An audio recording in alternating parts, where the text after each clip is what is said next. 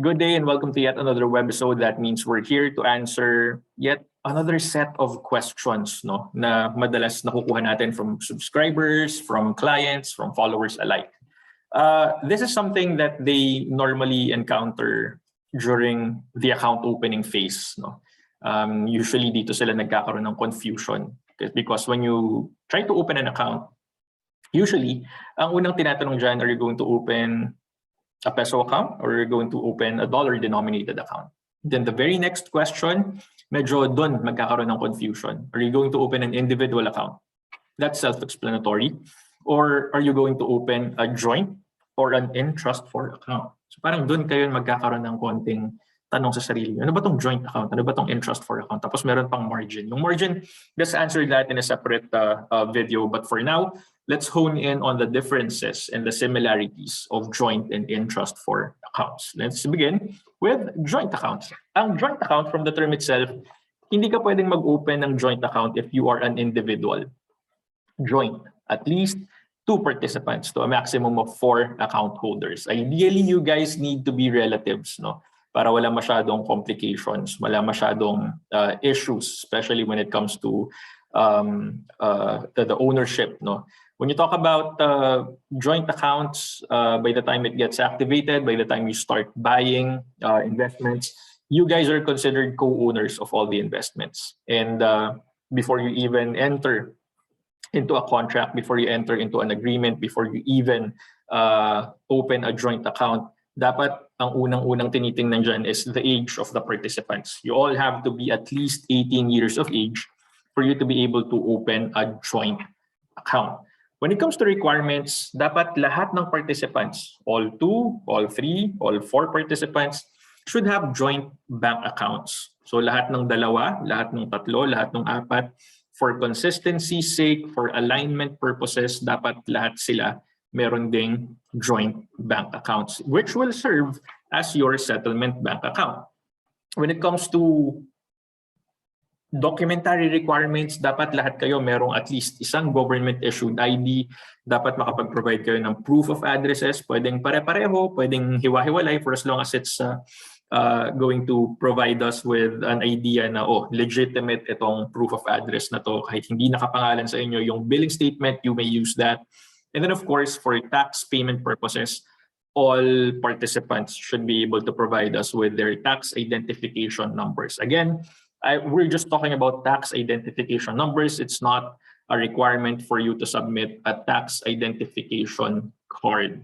So it's just the number, tax identification number of all participants. And then, when it comes to the terms and conditions, when it comes to the limitations, when it comes to everything you need to know about the contract, as far as the joint account is concerned, lahat po ng yan covered in what we call a trading agreement. So again, that's the joint account. That's everything you need to know about joint accounts when it comes to participants, when it comes to the age requirement, when it comes to the documentary requirements, and when it comes to the terms and conditions. Saan natin makikita yon? Next would be in-trust for accounts. Andoy na naman tong in-trust for account. Diba? Parang ang komplikado pakinggan. But in reality, actually, hindi dapat, especially if you get to watch this video, because again, that's the true intention of Let's Invest PH, to educate everyone when it comes to saving, budgeting, investing, and everything in between. So let's talk about in-trust for accounts. When it comes to participants, medyo mas konti. Sa joint account, sabi natin, minimum of 2, pwedeng 3, maximum of 4.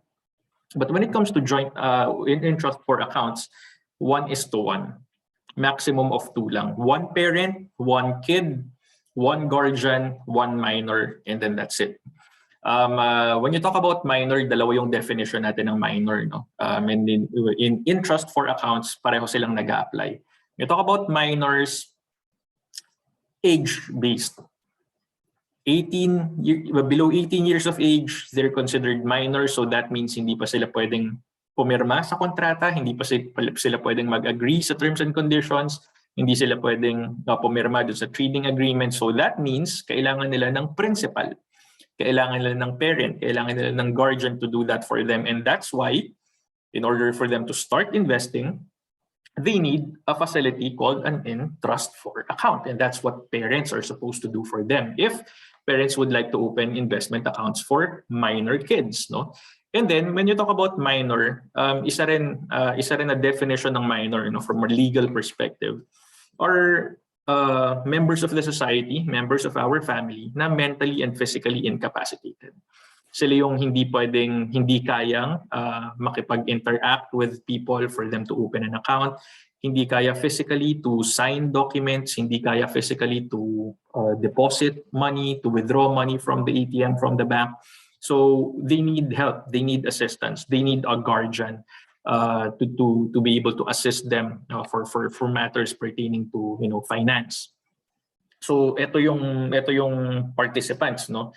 1:1, one parent, one kid, one guardian, one minor.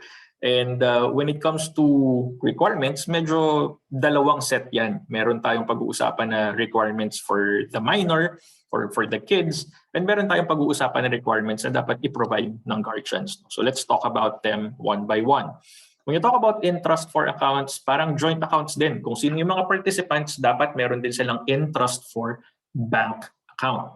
Yung minors, kailangan yan birth certificate, of course, yung PSA, stamped birth certificate, original passport for verification purposes. Yung mga guardian, kailangan nila ng government-issued ID, at least one government-issued ID. At yung mga guardian na hindi parents, no? Kasi guardians by default are supposed to be parents.